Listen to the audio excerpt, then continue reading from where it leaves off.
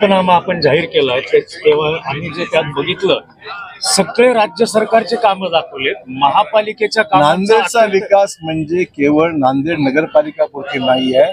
नांदेडचा समग्र विकास करायचा असेल, सर्वांनी विकास करायचा असेल, लोकल बॉडी, राज्य सरकार, केंद्र सरकार आणि बऱ्याचशा नागरी सुविधा सुद्धा निर्माण करण्याकरता केंद्र राज्य सरकार सुद्धा पैसा त्याच्यामध्ये येतो ना. हा काय फक्त महापालिकेचा पैसा नाहीये. Government of Maharashtra, government of India या सगळ्यांच्या मदतीनेच नांदेड शहर झाले आतापर्यंत. त्याच्यामुळे नांदेडच्या त्या विकासाची होत्या.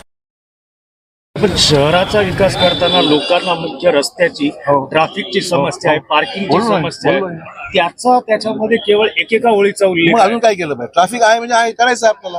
ज्यावेळेस विकास होतो त्यावेळेस ट्रॅफिक वाढते, त्याच्यामध्ये एम्प्लॉयमेंट निर्माण होते, गाड्या वाढतात, टू व्हीलर्स वाढतात. त्याच्यामुळे ट्रॅफिक पहिल्यापेक्षा यासाठी वाढले की गुंतवणूक आली, मॉल्स आले, दुकानं वाढली, इमारती वाढल्या, त्याच्यामुळे गाड्या वाहनं अधिक वाढली, त्यामुळे ट्रॅफिक वाढली. सर, आपण इंदोर पॅटर्नची गोष्ट केली. इंदोरचे महापौर आज आले नाही. इंदोरमध्ये काही घटना घडली, काही लोक त्याच्यामध्ये दूषित पाण्यामुळे काही प्रॉब्लेम झाल्यामुळे ते आले नाहीये, माहिती आहे. त्यामुळे ते येणार होते, पण त्यांना घेऊ केव्हा ते या 10 दिवसामध्ये जमून त्यांना बोलून घेऊ.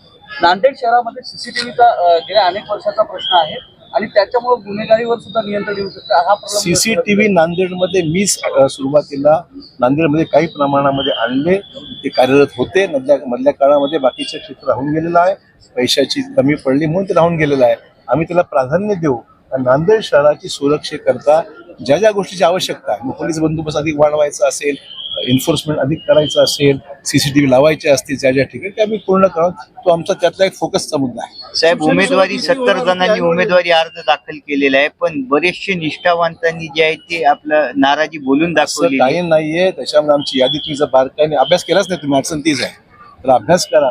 तुमच्या अभ्यासाच्या अगोदर मी स्वतः थोडा अभ्यास केला आणि त्याच्यामध्ये आम्ही जे भाजपाचे निवडून येण्यासारखे उमेदवार आहेत त्यांना आम्ही उमेदवारी दिली. शेवटी निकष काय आहे? निवडून येण्यासारखा आहे. आणि त्यामुळे भाजपाचे जे उमेदवार जे पहिल्यांदाचपासून काम करत आहेत त्यांचा अंतर्भाव मोठ्या प्रमाणात आमच्या यादीमध्ये आहे, मी सिद्ध करू शकतो. कोणालाही पैसे मागितलेले नाहीत, कोणाकडून पैसे. माझं अशोक चव्हाणांची कारकीर्द गेल्या 50 वर्षाची आहे. सर, पूर्ण प्रभागामध्ये उमेदवार देता आले नाही. ठीक आहे, ज्या ठिकाणी आमचे उमेदवार निवडून याची शक्यता दिली नाही आम्ही, फॅक्ट आहे ना.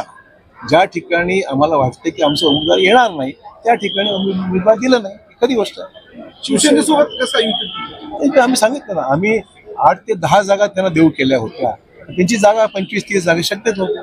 आम्ही त्या 25-30 जागा दिल्या असत्या. भाजपच्या कार्यकर्त्यांना कुठे ऍडजस्ट करायचा हा प्रश्न होता. साहेब, फॅक्टर सुद्धा पाहायला मिळत आहे. असेल ना, त्यांना तिकडे जागा मिळाल्या, देगलूरमध्ये त्यांना मिळाल्या, बिलोलीला मिळाली, धर्माबादला त्यांना मिळालं, त्याच्यामुळे त्यांच्या अपेक्षा वाढलेल्या आहेत. तर आगामी काळात कोणाकोणाच्या सभा भाजपसाठी इथे होणार आहे? आता मुख्यमंत्र्यांची आज सभा 5 तारखेला नांदेडला नियोजित आहे. आता कन्फर्मेशन यायचं पण जवळपास निश्चित आहे 5 तारखेला. म्हणजे आता आजच ठरेल. आता विड्रॉल संपलं की मग बाकीची तारखा आम्ही घेऊ. विड्रॉल साठी खूप मेहनत करावी लागते. करावं लागेल ना, नाश्ते काही त्याच्यामध्ये आमचे सहकारी आहेत, त्यांना विनंती करणार, समजून सांगणार हा प्रयत्न आम्ही करतो. तर आपण भाषणात उल्लेख केला की मला फक्त 81 तिकीट द्यायची होती, मी 500 दिली असते पण जागा तेवढ्या. या लोकांची मोठ कशी बांधणार आहात जे आता पक्षाने तिकीट त्यांना देऊ शकले नाही असं? हे प्रत्येक निवडणुकीला काही ना काही प्रमाणात होत असतं प्रत्येक पक्षात.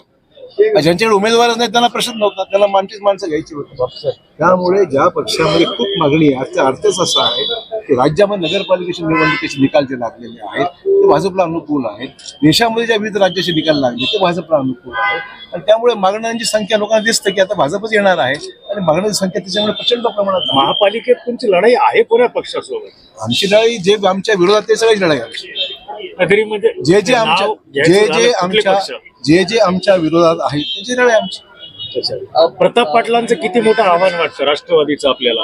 कोण प्रताप पाटील? कोणाची गोष्ट? अनेक प्रताप पाटील. हा बोला. शिवसेनेचे आमदार बालाजी कल्याणकर यांनी सांगितलं की महापौर हा शिवसेनेचाच राहील आणि तिसरी युती ही भाजप होत. काय म्हणायचं त्यांना म्हणू द्या. मतदानानंतर स्पष्ट होईल की भाजपच नंबर 1चा पक्ष आहे. अशोक चव्हाणांना कुठला प्रभाग अवघड जाणार आहे? सगळंच चांगलं, सगळेच चांगलं, कुठलंच अवघड वाटत नाही. नांदेड शहर मी गेल्या 40 वर्षात मी सांभाळलेलं आहे. कुठेतरी गुडविल आहे ना माझं.